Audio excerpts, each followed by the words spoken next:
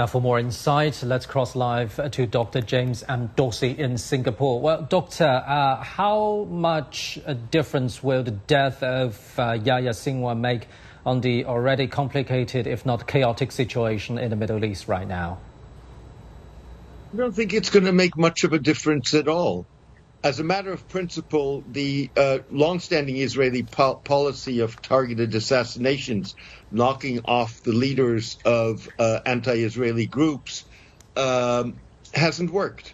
We've seen that most recently with Hezbollah in Lebanon, where despite serious body blows dealt by Israel, including the killing of Hassan Nasrallah and much of the group's military leadership, it still continues to give the Israeli ground troops a hard time and to successfully fire barrages of rockets into Israel. Hamas has a history of targeted assassinations by Israel. And on top of that, if the notion that this is going to impact negotiations for a ceasefire, fact of the matter is, there have not really been negotiations for weeks. They've been dead in the water. So there's not much to disrupt here. We're going to have to wait and see how or who Hamas chooses as his next leader, because that will determine in many ways how the group operates and what the emphasis is going to be.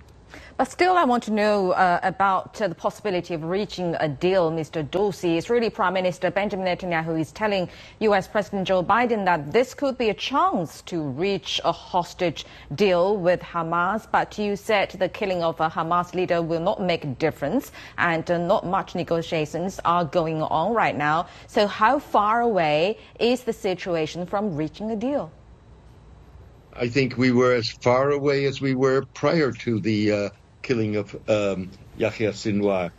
Fact of the matter is, Israel is, and that's what was reflected in the conversation with President Biden, Israel is pursuing two tactics or two strategies that have proven to be failures.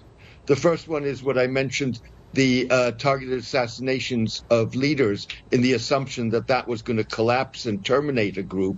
But the second one is Netanyahu has insisted for the past year that hostages can only be released through military operations. The facts on the ground show us something different. Hamas kidnapped 250 hostages on October 7 last year during its attack. Of those 250, only 8 have been liberated by the Israeli military.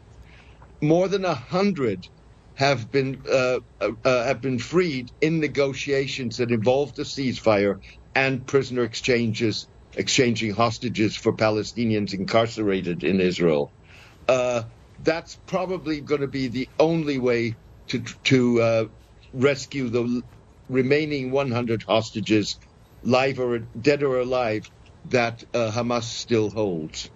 Well, Dr. Dorsey, now let's go to the worsening Iran-Israel situation at the moment. Iran just described the U.S. delivery of the anti-ballistic missiles defense system to Israel as part of the, quote, enemy's psychological warfare, and vows to retaliate to Israel if strikes occur. Do you think another round of exchanges of fire is imminent between the two? Well, first of all, I think that they're probably right in describing the positioning of the THAAD anti-defense missile system with American military personnel in Israel as part of the psychological warfare. Whether that missile system gets employed in a future attack, we'll have to wait and see.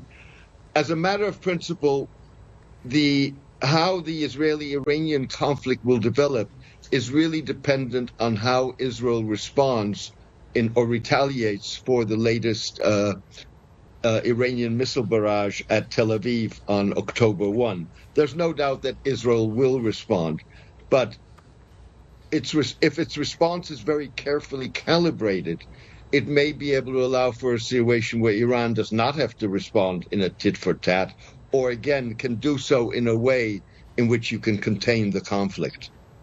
Thank you very much, Dr. James M. Dorsey in Singapore. And CGTN's Yasser Hakim has interviewed UNIFIL spokesperson Andrea Tenanti in southern Beirut, and the interview